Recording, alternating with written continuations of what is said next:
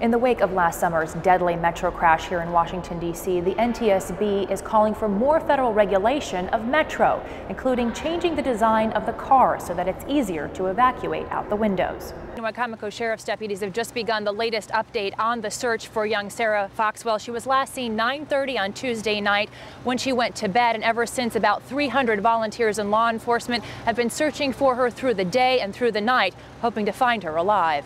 These programs are not only political for the nation, they are deeply personal for D.C. residents, and this bill puts the district in the driver's seat to make decisions for its people. Gary Farber remembers well when consumers stopped buying American.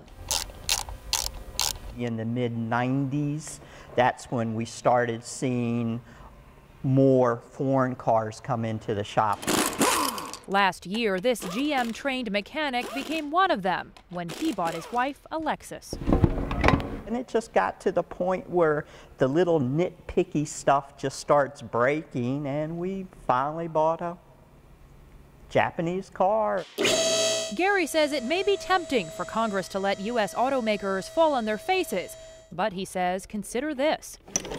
I talk to GM every day for parts. I talk to Ford every day for parts. A total of 20 to 25 parts suppliers every day, and he's just one mechanic. Suppliers and dealership employees want Congress to know their jobs are on the line too. They took out this 3/4-page ad in the Washington Post today. The number, 6 million jobs. And they're good jobs. These mechanics at Dark Cars Chrysler Jeep Dodge can earn close to 6 figures on commission and receive good benefits. If they don't get the money, we won't get the money.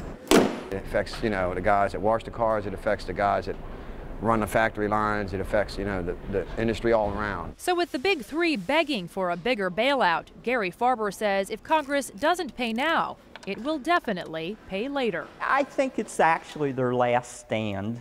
They have to really either put up or shut up. The Gaithersburg neighborhood of Montgomery Village, the place where the feds say a crucial clue against Dr. Bruce Ivins emerged. You see, before he lived in Frederick, he lived right here at number 10189. I didn't know he lived here then.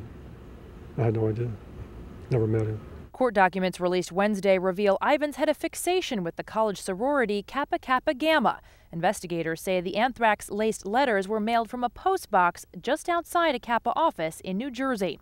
But Fox 5 tracked down one more connection. This Montgomery County Police report reveals that back in 1982, a home in Ivins' neighborhood was vandalized. The symbols for Kappa Kappa Gamma, a college sorority, scrawled in red spray paint across the fence, across the sidewalk, and a car parked in the parking lot.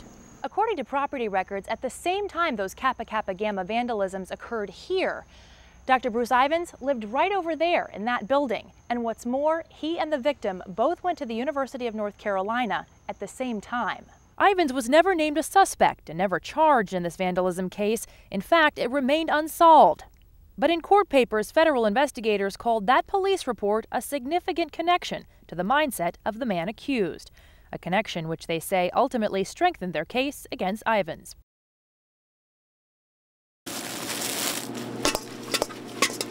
With 7 salads on his menu and more served as a side, Chef Tony Marchanti has gusto for greens. So it's definitely a big component of our menu. But he remembers well the E. coli spinach scare of 2006, when tainted lettuce killed 3 people and sickened 200, proving to be quite a problem in produce.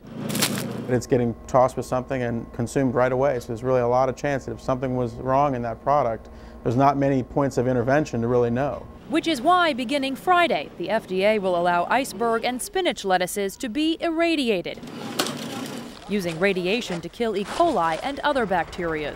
I just want to make sure that it's a safe process and that, we're not creating a bigger problem by trying to solve a smaller one. Critics say it not only zaps germs, but odors, textures, and taste.